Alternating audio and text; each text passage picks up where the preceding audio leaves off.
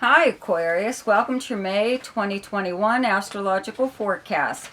I'd like to remind you to subscribe to my channel, check out my Ask Me a Question, and also a link to my website if you would like to have your personal chart done.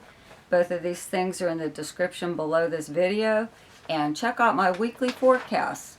So the month starts off with the Sun in Taurus.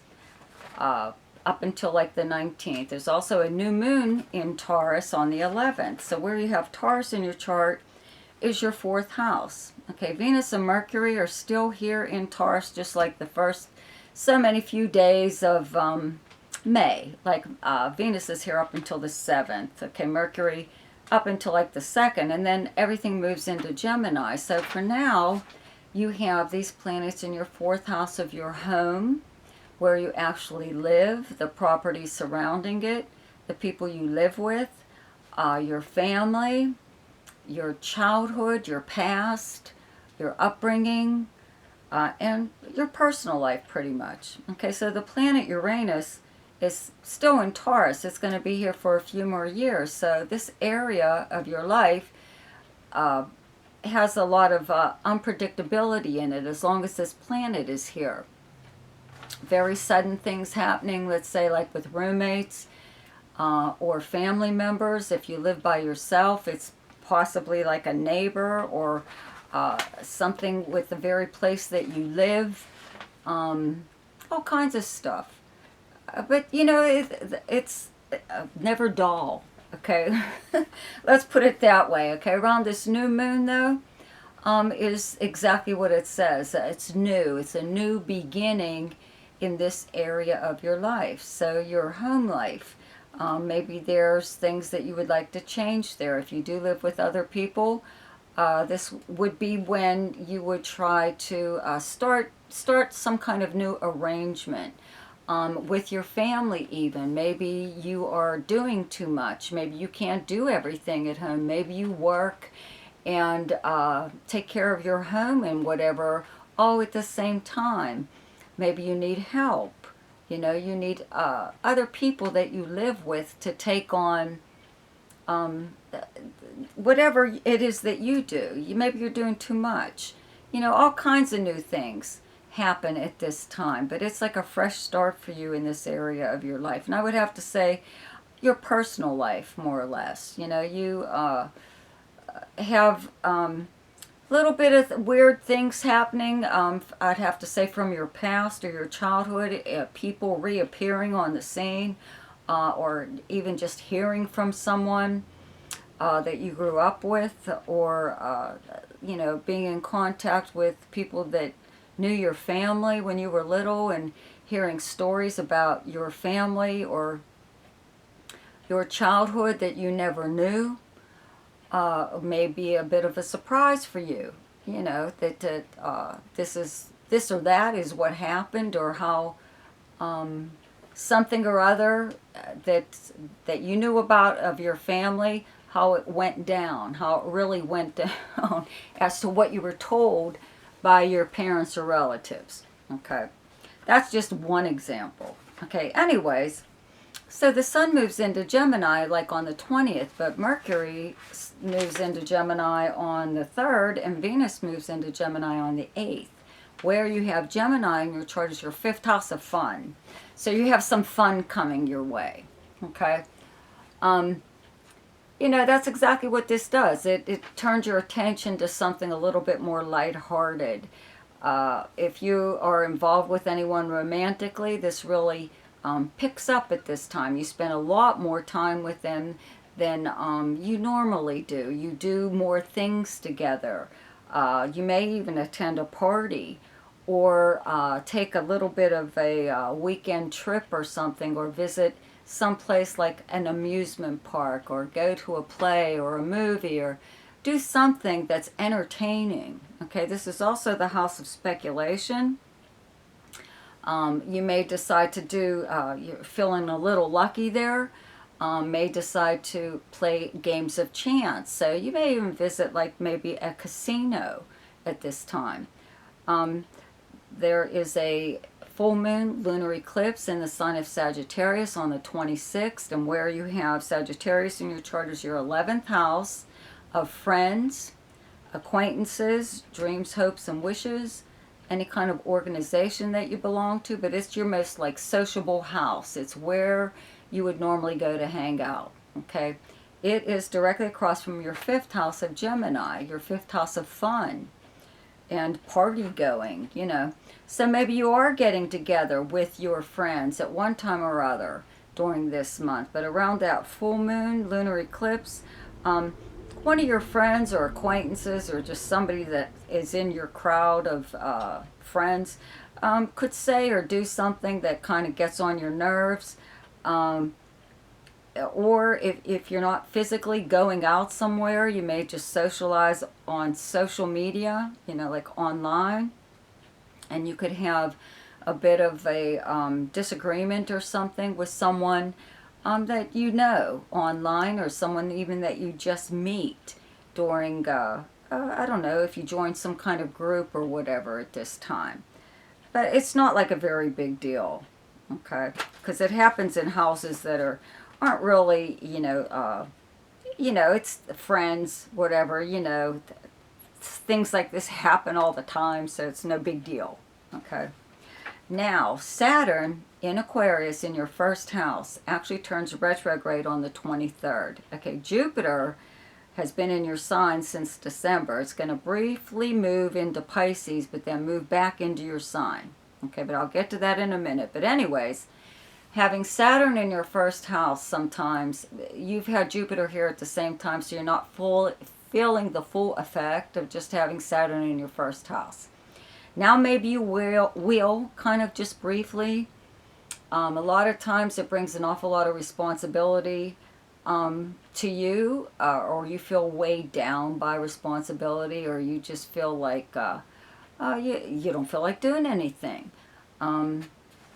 It kind of puts a little bit of a damper on your personality. You sometimes don't feel yourself. You feel a little bit more negative than usual.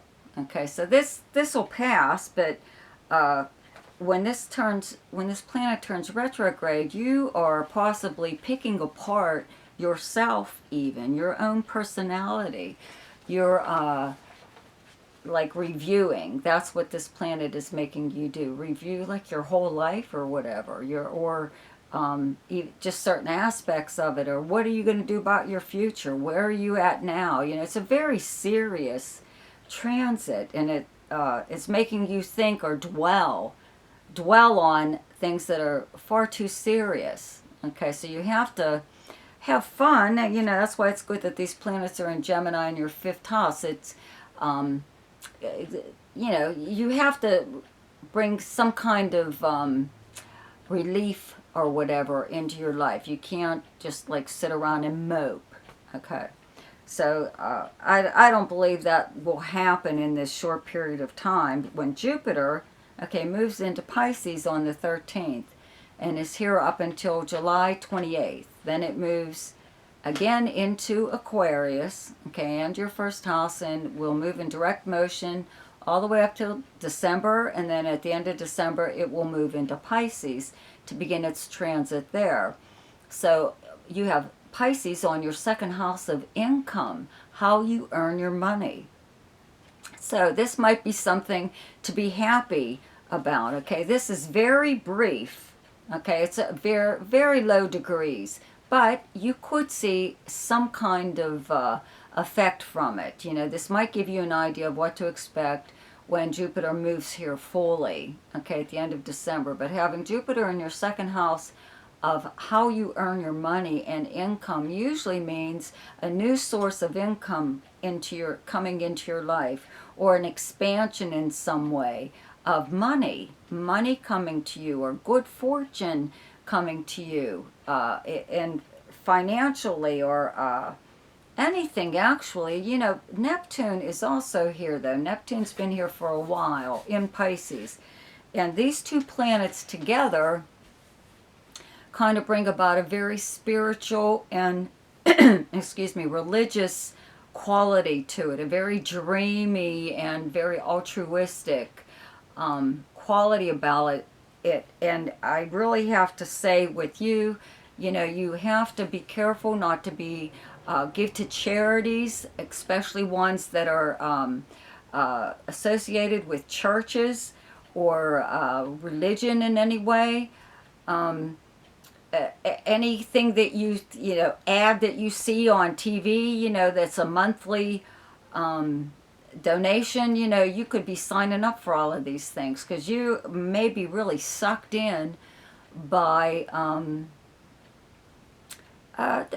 just like a feeling of wanting to give or to share whatever it is that you have. Okay, so you have to be careful not to do that. Or spend your money, if you do have money coming in, spending it on something that it's not frivolous, but it's not something tangible though either. You know what I mean? It's not it could be something that's good for you, but it's not something really that you can show anybody. You know, maybe you are investing in yourself in a way. Maybe you are investing in your mind, maybe learning something. Possibly you could be going into maybe therapy of some kind. I only say this because the planet Pluto is in Capricorn still. Okay, where you have Pluto in your chart is your 12th house. Pluto actually went retrograde at the end of April, so it's also reviewing. Okay, so your 12th house is many things, but one of them is your subconscious mind and your dreams. So maybe you want a little bit of help in this area, understanding them, or you know, because Pluto is about ready to move into your sign in a few years. Okay, so it's a pretty big transformation coming up, but psychologically it's, I guess, trying to prepare you for something like that. And maybe you don't like a lot of the thoughts that are in your mind. They may seem kind of dark. You wonder where they're coming from. You may feel exactly that same way though when Pluto enters your sign, but that's a whole nother story. Okay, that won't happen for just a few more years yet. But anyways, so you may make a really good investment in yourself. Okay, so that would be a good thing. But if I were you, do not donate to anything or anyone. Okay. Now Mars is in the sign of Cancer. Where you have Cancer in your chart is your 6th house of work, the kind of work that you do, the workplace, your co-workers. It's also the house of health and service to others. Okay, so as far as health goes, this is a time where you start to feel a little bit more energetic than you normally do, and may want to do something like exercise or do something physical, ride a bike, take a walk or something, change your diet even in some way or other, just in like trying to feel healthy or at least eat healthy, even if you only do it for a little while. It's the thought that counts, right? As far as the workplace goes, though, there's a lot of activity going on here with your company, your co-workers, the schedule that you all work, assignments, clients, changes going on there, your schedule even.